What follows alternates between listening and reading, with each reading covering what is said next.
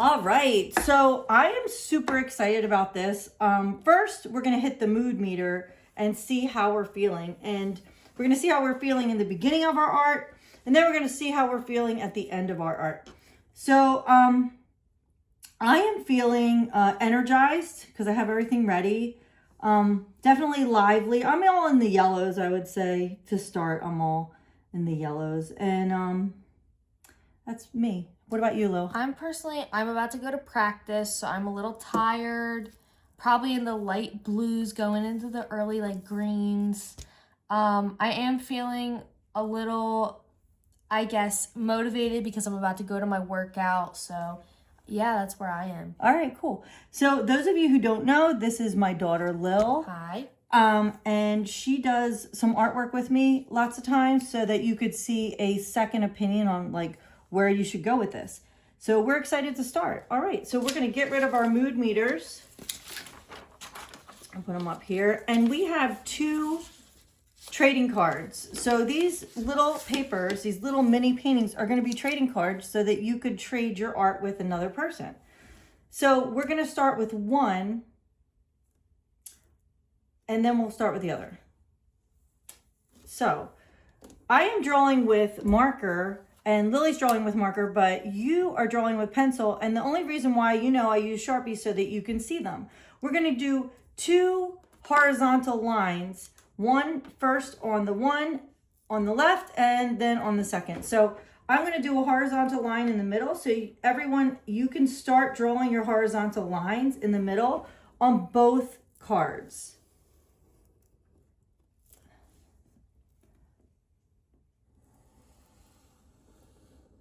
All right, now I'm gonna move this card on the left or the right, just pick one to start with, and we're gonna just work on one now.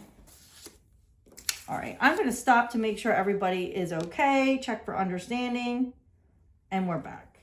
Okay, so we had those horizontal lines. The first one we're going to do within the mood meter is in the blues and the greens. Now, when we're talking about cool colors that are blue and green, we're normally talking about, so sometimes it's depressed, sometimes fatigued, sometimes we're glum and sad, that's in the blue. And then when we go into the green, sometimes it's content, loving, fulfilled. So they can both be positive and negative. So we are gonna use our curved lines in this painting, and we're gonna use greens and blues. So we are gonna start out with making a sun right here in the middle. So Lily's gonna go. So you can start making your suns now. And we're back. Now we're gonna follow our curved lines and we're gonna make a couple mountains. You can make your first mountains wherever you want. Lily's gonna make her mountains where she wants to make them, and you'll see she's making curved mountains. I am making curved mountains too. They're just curved lines coming off the sun. And you can follow where I put them, or you can change it to where you would like to put your mountains. So Lily's mountains look like mountains, and mine, Miss Troutz's, look like curved, just plain curved lines. And hers always end up looking better, and that's okay. I'm gonna have one curved mountain over here, one curved mountain over here. So now we're going to, it's kind of like doodling, but it's not. We're gonna focus on curved lines. So we are gonna fill our mountains with curves. So you can start making curved lines within each mountain. Mine looks more like an Asian mountain because it's curved like so, like the rice paddies and the mountains in the gardens. So just keep on putting curved mountains within your mountain. So you have a line, you're gonna follow that line down with lines in each segment. So it's an organic shape because it's just a curved line, and you have a circle right here, which would be a geometric shape, but these curved lines, we're just filling them in. You can see Lily filling hers in too. And her curved lines they're going up and down like mountains. Mine are more like oval mountains, and there's no wrong or right. So I'm going to give you like another 2 minutes to finish up those lines. And we're back. Okay, So we are going to draw a road because this is going to be, like we've discussed before, we've seen artists with lines and curved lines, and we were looking at landscapes. So we're going to turn this into a landscape. So we are going to start at the top, and we're going to draw a line down and another line on the right-hand side down. And Lily's lines are coming off the side, and that is also okay. So you can pick where you want to put your road with those two lines down. You can have it on the left, or you can have it going down in the center like Miss Trout's. Okay, so now that we have our line drawings, we are going to take our brushes and we're going to start to paint. But here is where we're going to have some rules. So we're only going to use cool colors. So your greens and your blues, and purple counts as that also. I'm going to allow purple. So you're going to grab your brush, whichever brush you want to use, and you are going to dip into your cool colors. And ours are up top here. You can see kind of where they are. I'm going to move the water near Lily so you can see more paint. And she has the water. And we are going to just gently go into the watercolor paint, and we are going to apply on each layer wherever we want these feelings of calmness, maybe sadness within this blue painting. So I am going to start making blue mountains. You make whichever colors you would like to with your cool colors. So blues, greens, purples.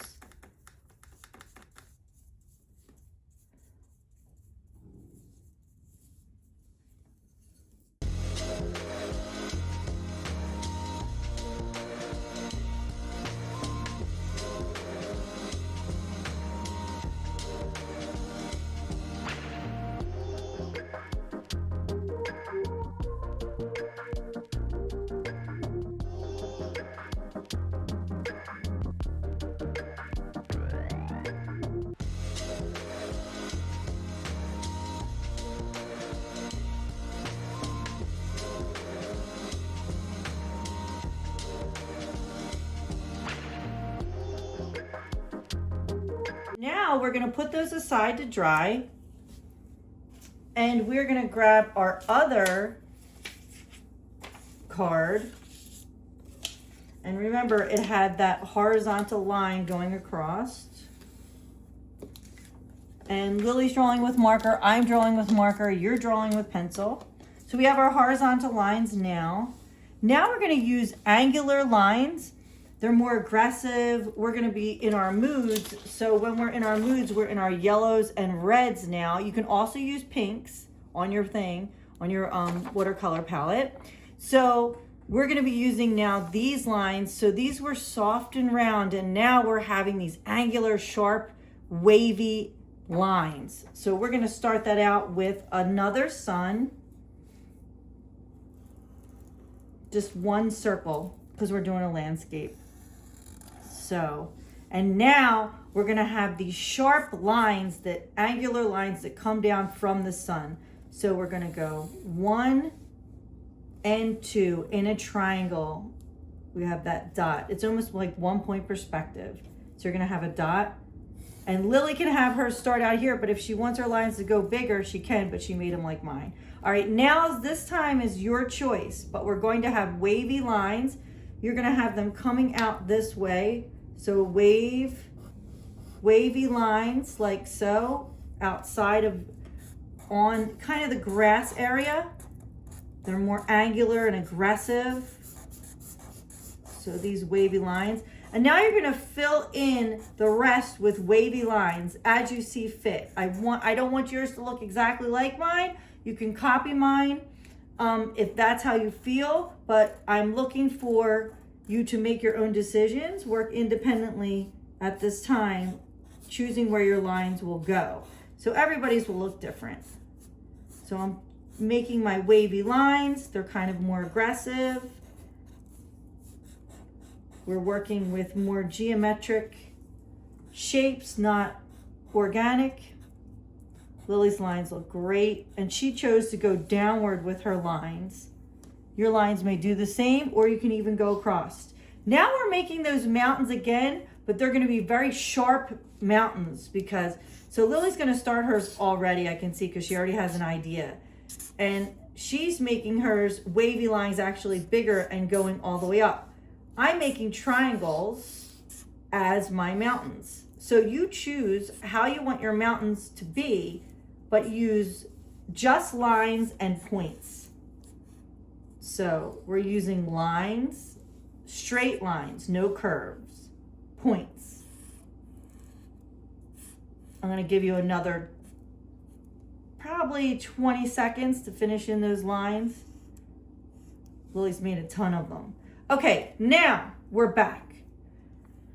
We are going to fill in these mountains with line again. This time they're not curved, they're more just, they're copying the shape of the mountain. So one line up, one line down on mine. You're gonna fill inside the mountains with lines going in the same direction as your first lines.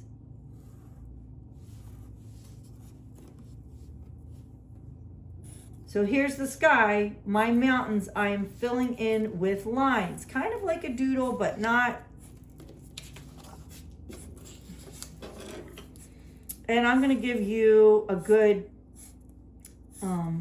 5 minutes for this. I don't think it takes that long, and you guys work quickly. So I'm just putting my lines in. You go ahead and put your lines in. I can see Lily's is completely different from mine. Yours is going to be completely different from ours. Everybody's artwork turns out differently. As a finishing touch, I want to put lines going down like a street. Some dotted lines. I just like the way that looks. So at this point, if you want to add the dots, add these dotted lines. Up to you. All right, and we're back. Okay, so like we said, we are going to be adding colors. And Lily, why don't you ask the kids, like, what colors are they going to be using? What colors do you think they're going to be using? I think that these kids are going to be using warm colors. Warm colors. Should we ask them what they are? Yeah, what Like are the warm colors? What are the warm colors? So we're going to stop and ask that. And we're back. Great job, guys. So we are going to use the red. We can use the oranges, the yellow, and the pinks. It gives us more colors to use. I am not going to tell you how to paint these in. Just use the red, orange, yellow, and what else did I say, Lil? Pink. Pink, yes. So we're going to be using those colors. So go ahead and start. And we are not going to tell you what to do. You can watch us how we're painting so you get an idea. Make sure, again, I'm going to say this again. Make sure every time you change a color, you dip your brush inside the water, because I don't want to see any muddy paintings. That means all brown, because they're all the colors have been mixed up. So take the brush, dip it in the water, and you're going to put it on the napkin until the color's gone to change your color. So make sure you are not making muddy paintings. So go ahead and have fun.